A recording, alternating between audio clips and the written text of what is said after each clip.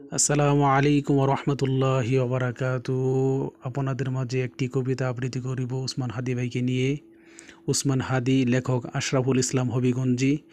কর্মগুণে মানুষ স্নেহ, যশ খ্যাতিতে নয়, ন্যায়ের পথে জীবন দিলে অমর হয়ে রয়।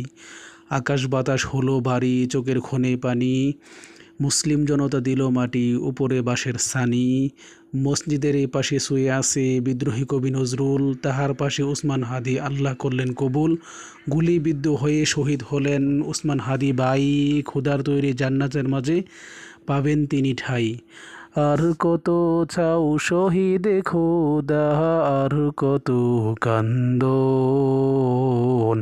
আসবে কবে এই জমিনে তোমারি শাসন, আসবে কবে এই জমিনে তোমারি শাসন।